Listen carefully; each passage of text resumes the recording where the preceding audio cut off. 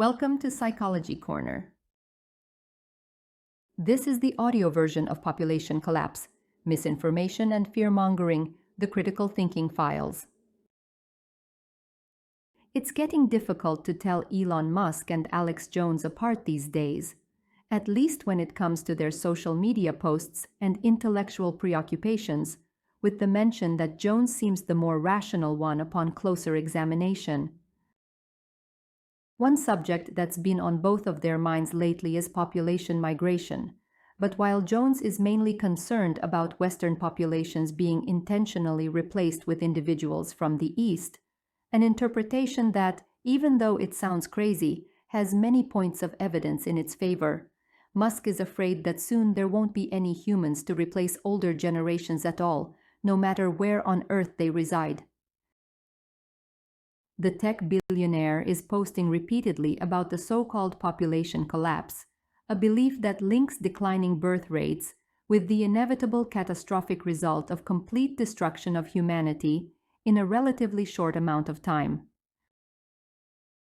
And he tweeted about this quite a lot over the last few years. Population collapse is the biggest threat to civilization. May 24, 2022.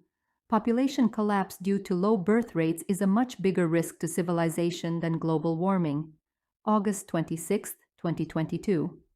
One can also see the stance progression. The world's population is accelerating towards collapse, but few seem to notice or care. July 6, 2017. Population collapse is second biggest danger to civilization after AI-IMO. Author's note, in my opinion, July 15, 2020. Nowadays, Musk's take on population collapse is the following. The problem with Great Replacement theory is that it fails to address the foundational issue of low birth rates. Record low birth rates are leading to population collapse in Europe and even faster population collapse in most of Asia. Immigration is low in Asia, so there is no replacement going on. The countries are simply shrinking away. If this doesn't turn around, then any countries on Earth with low birth rates will become empty of people and fall into ruin, like the remains we see of the many long-dead civilizations. April 28, 2024. And if birth rates continue to plummet, human civilization will end. April 29, 2024. There's not much nuance in his interpretation of things. Birth rates plummet, and civilization will end. A thing that, according to Musk, many individuals fail to understand. Now, mathematically speaking, if we all stop reproducing, then yes, that's the logical result. There will be no people around in just a few decades. But that is not what is happening. That's an extreme stance, a made-up scenario, not a reflection of reality.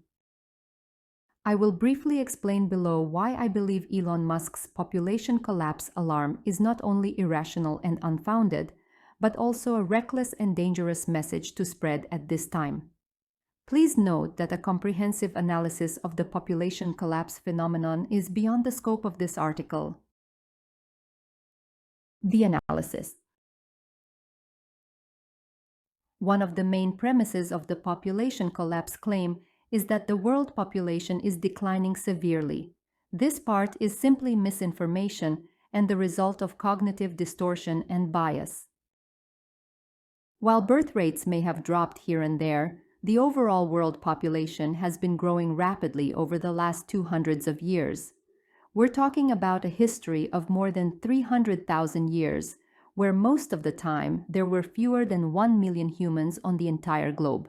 By AD 1, the total population reached approximately 170 million people and kept growing, counting 1 billion humans in 1804, 2 billion in 1930, 3 billion in 1960, and so on, until now, Monday, April 29, 2024, when we're already 8,106,070,446 people on Earth. A United Nations report that took into consideration both the decreasing birth rates as well as the impact of the COVID-19 pandemic estimated that there will be over 10 billion people by 2059. The data simply doesn't point to where Musk is trying to lead. The world population is not only not declining, it is rapidly, and I would also say dangerously, rising to higher and higher levels. Reasoning-wise, there are several things wrong with the population collapse conclusion. Cherry-picking bias. Musk and others only choose to share and consider certain types of information, birth rate decline, for example, while ignoring other types of data, such as the long-term population reports. Confirmation bias. Those convinced that population collapse is a real thing and an immediate threat to humanity will often surround themselves with individuals who share, confirm, and reinforce their views. It will create the illusion of prediction validity, their very own echo chamber. Mental filter. They choose the limited negative data and apply it as a lens for the entire context. If birth rates and population are declining in certain countries, then they are convinced that the effect is global. Catastrophic thinking. The significance attributed to temporary declining birth rates is greatly magnified in order to come to the conclusion that humanity itself is going to disappear. Socially, there are many other issues regarding the population collapse prediction and the associated "everyone do your part and have as many babies as you can" recommendation. It's fear-mongering. They're sounding the alarm for things that only exist in the minds of a few individuals. As long as we're not going to self-destruct via war or lack of social order, and no natural cataclysm occurs, we're likely not going anywhere as a species for a long time. But then again, the Earth existed with no humans on it. When we're thinking really long periods of time, it is not unreasonable to consider that there will likely come a day when there will be no humans once again. It's sad, yet probable, but that's still no reason to scare ourselves and others and create panic regarding things we have no control over. I understand Musk and others may think that they can solve issues at galactic levels, but the reasonable version is that there will always be things outside of our control. Some of them may destroy us completely. We need to come to terms with that. It's reckless. We're already 8+ billions. Many of these people are starving and homeless. Most are struggling financially. A good part is involved in never-ending conflicts. And there are still individuals who don't fully understand how they fit in this world as it presents itself at the moment. Let's bring in more, the likes of Musk say. But where's the strategy for how you're going to feed, clothe, defend, educate, and help these additional individuals thrive? Sure, Musk is a visionary, but visions don't feed people.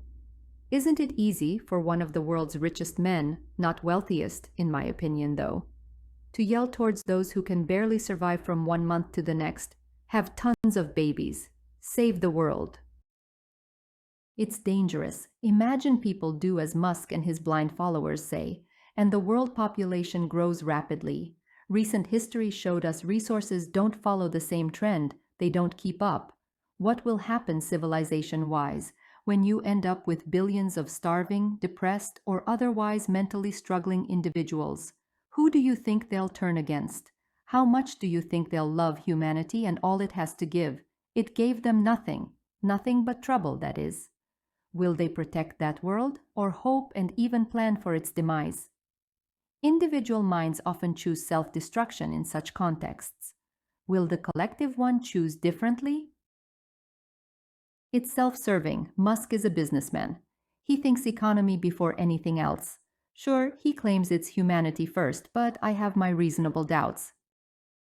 Population collapse versus the depopulation agenda. I want to take a minute here and reply to criticism that is highly likely to arise from some readers as a reaction to this article. So, if you don't think we should have more babies, it means that you want humanity to die. If you're not pro-population growth, then you must be pro-depopulation. No. Depopulation in this context would mean to take active steps to reduce the already existing world population. I'm not supporting that in any way. In fact, I think we should let nature follow its course, human nature as well. Have babies if you want to, don't have babies if you don't. Just own your decision and be responsible no matter which path you choose. But regarding the induced population growth agenda, here is my view. Let's first feed the people who are already here. Let's defend the people who are already here. Let's educate the people who are already here. Let's help the people who are already here feel safe and thrive and be happy. It is only then that we can start thinking about the expansion pack.